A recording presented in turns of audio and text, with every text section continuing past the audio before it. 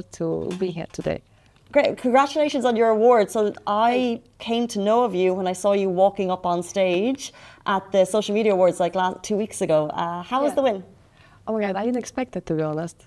I just came there and it's like, there are so huge influencers. I'm like, all right, and I'm a motorcycle instructor. I never considered myself as an influencer, to be honest. I was so busy with what I'm actually doing with people and trainings.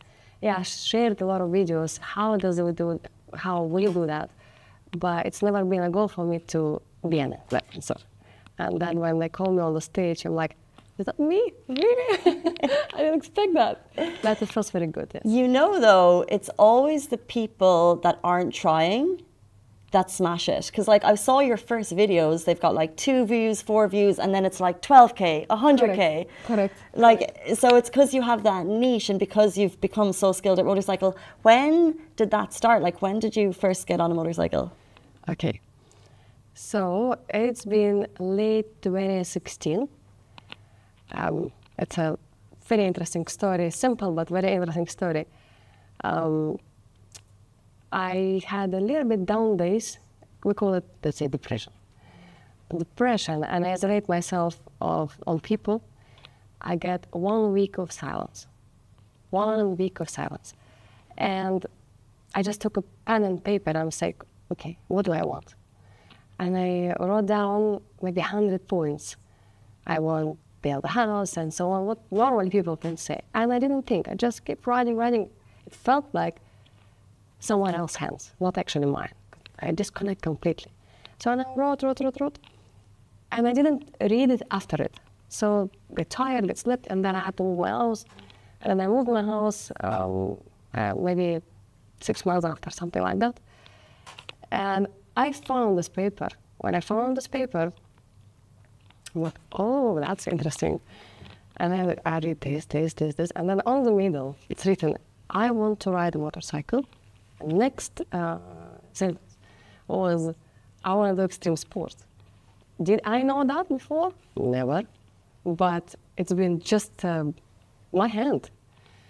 What I want to say is probably something subconscious. Like, we do have answers within us when we have that silence. Everything within us. When there are no noise from outside, our problems, families, work, everything outside, commitments. When you get that silence, the answers are within us. And interesting part is that I already applied for my motorcycle license without knowing it, without reading this paper. So this paper been done 6 months ago. I applied for my driving license, a month ago, and who gave me this idea? A friend of mine. Katrina, let's do license. Well, let's go, we go to US, get these bikes, and we're gonna ride. I'm like, wow, what is the idea? I didn't know any of this, but apparently this paper been done before. Wow, that's a story. It's so interesting. So many people we speak to on this show, and they could be famous, whoever they are, and we say, like, did you know this was coming? And they say, it was on my vision board. I knew it was my goal. But what's interesting is that you said you were going through a challenging time, you wrote it down, and so many people watching the show are also going through our own challenging times, and we have our goals. How did you take the first step when you saw that paper? Like, because it's really easy to have it written. What was the first step to actually fulfilling it? A very good question. It was not easy. The difficult part was to put first anything. Like I said, okay, where to start? Like, what? Then I wait. There is some voice inside. Says, just go ahead. Anything, silly, whatever. You want to do Michael Jackson, what's called it? The moonwalk. Correct. Go for it. I'm like, okay, fine, house. Like a house. Oh, wow, woman have a house. Sure. So I start with it. And then after house, it's leaded to a family, then it's leaded to this and that, and then so on. Just start, not thinking, even if it's a funnest thing. Silly, it doesn't matter, there are no judge. It's you. Love that so much. Yeah. So you had never ridden a motorcycle pre then. No. So like, how did you go from like, okay, I'm going to try this to I'm smashing it? Okay. My friend, this lady. So we joined together. This is purely her idea. I was like, wow, what an idea, amazing. So let's go where? بالحاسب. So it was بالحاسب. Yeah. Let's go there. We open the files, like huge numbers of the classes were there. I'm like, all right, I don't know anything about it, so let's do it.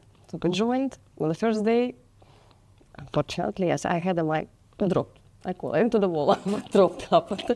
You drove into the wall? Yeah. It's my first experience. And I'm like, all right, that feels very weird. I'm on the floor, it feels very weird. And I can't compare this feeling with anything ever I know. Like, all right, so I stand up, I'm like, I was worried, I broke the motorcycle. They said, don't worry about motorcycle, yeah, okay. And the trainers seems like they used to it, normal, everybody's falling. So now I'll sign out, it's okay to fall. Yeah. My friend, she also fell. She took her file back and she never get back to it. She said, you know what, I understood, I have a lot in my head, I cannot focus, it's quite a lot of focusing, my life is not like that. My life wasn't also either better, but I had 3 words, and these 3 words led me to where am I today. It is one more time. So these 3 words is the very strong part. And it's not I was saying, it's something inside saying, one more time, one more time. It's not easy. There's a head, let her hurt a bit. This is scary, that's weird. I don't, one more time. Say one more time. So it's a one more time power. Wow. My brother runs marathons and things, and his mantra is just keep going, one foot after the other, just keep going. That's how he says it. However, which is fine if you're running marathons because that's endurance, but you're doing adrenaline sports, which can lead to injury. So you drove into a wall on your first day. Since 2016, have you or anyone you know ever been seriously injured, and how do you overcome that? Okay, good question. Yeah, that's mistakes. So basically, journey of mistakes. You want to master something, you will do mistakes. That's part of it, and that's actually the only way. In this regards, things can be done a little bit better or easier if a right tutor next to you. So basically, it's a person who already experienced all. And it just gives you an easy way and shortcuts. You have this shortcut from the right person. Okay. In my regards, I had many trainers. And I select them, they're the best over the world. I target them. Yeah, it was a little bit expensive. I had to sell my business and dedicate $500,000 dirham to trainers, only trainers. This person is somewhere in Italy, and he can the best. It's not about the school, it's about the person, trainer. So this has been done. And during the process, a lot of falls. Before I approach the best trainers, what's made me think about it, that I need someone who can help me? Well, falls, a lot of falls daily. I remember 10 to 15 times I fall at training, their training. And we did trainings twice per day, so 20, 30 times daily. And it's not a big bike, it was like little bit tiny bikes like that, training bikes. But believe me, they can do job. Yeah? They can throw you out, and it's a physics, basically.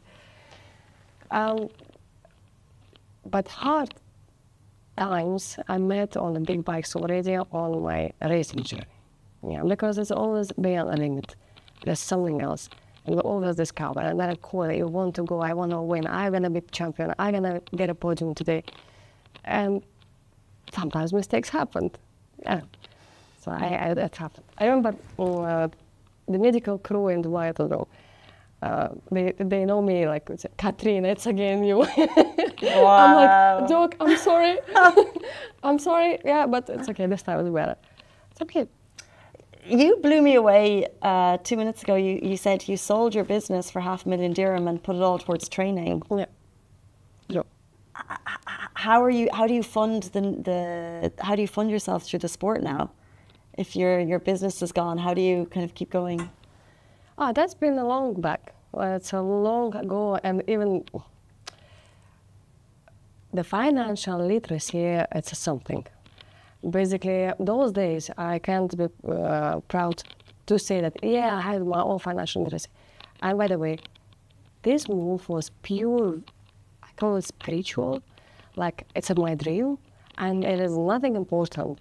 I didn't go any plan, financial literacy, none of this. It's a pure goal. I want it so much. So whatever it should be done is going to be done. The money anyway go on. Anyway, if it didn't do this way, I don't think I could have had them. But during the time, it's been years, the experience comes being in Dubai, having surrounding of, what was called it? Surrounding of the well-educated people. My life partner, he's a well-educated in this regard, so he teaches me a lot how to manage the budget and so on. So together we do a great job. And sorry, what was it? What was the question? Well, I was asking, you sold your business for $500,000 dirham and you went all into an industry which, by the way, is famously male-dominated. Okay. So I wonder now, have you ever faced any challenges as a woman who's trying to make it in a male-dominated industry? Okay. It is. Yes. It was challenging, especially on the racing, on the race days, because there are no female race on my days. This year, first time ever they did it, pure female racing, yes. But all back days, there are only male. And I was the only woman racing here within 22, 25 guys. And later on, they get one more. So 2 ladies. And then... Is this UAE or international? It is both. Wow. Yeah. Both. It is challenging over there, but in general, in this domain, it's the same. Man or woman, kid or adult, it's a human being. Basically, once you come to the machine, people, even the VVIPs, person coming with the back shoulders, when coming to the motorcycle, you can see different human, the true person. Actually, with their own fears, sabotages, and so coming like removing all these armors and meet yourself. On motorbike, you meet yourself. Yeah, so it's actually the same. That's so interesting. We are really running out of time. We've got 5 minutes left. I want to ask you 2 things. One, what is the craziest stunt you have tried? In general. Yeah. Okay. I think that's pretty crazy. I have some connections with sharks. And my nickname is Shark Catherine. Yes, it is. So this point is, I traveled to Maldives. And over there was a nice, like, terrace, wooden terrace, and meeting an ocean. Okay. So there are many sharks. I remember, I see there's so many, they're not big, but there's so many, and I wanted to attract them. I called them by the leg. My leg was reaching the water. So I called them, they're really not coming. Nobody's coming. Not puppies! I tried it, there's nobody coming. I'm like, okay, hey guys, nobody coming. So what to do? And I a little bit cut my tongue, a little bit biting it, and then I put it in the water. And then they all came. When they all came, what I did was not stopping it. I had this curiosity, one day maybe can cause me troubles. So when the sharks are down, I'm like, okay, what if I'm gonna put my leg in, touch them quickly, and then remove the leg? Nothing will happen. And I did it until they're down all, but I was only worried that behind the terrace, I don't see what's happening. I see here, but I don't see there. I'm like, okay, quickly. So then I put my leg in, touch the shark quickly, take it out. No. I think that was a crazy one. Do you have a video of this? No. I wouldn't repeat that, to be honest, but that's a crazy one, yes. I can't even comprehend. Yes. Like, you know, people say they go shark diving and it's like in an enclosed case, you put blood into the water to attract sharks. Mind is blown. Before you leave us, you're an inspiration to female motorcyclers. Do you have one piece of advice that you would give? Yes. Yes. In general, not just a motorcycle. Life is one. If you want to try something, try it, experience. Is it motorcycle, or it's a skydiving, or it is jumping into the water in the kitchen, do it with the shark.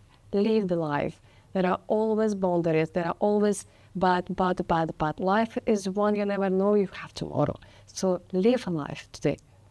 I love that so much. You know what I loved about this interview is I feel like every answer you gave, I asked about motorcycling, but it actually related to real life in general, like overcoming fears, challenges, and just going for it. Ekaterina, thank you so much for joining us this morning. Thank you so much.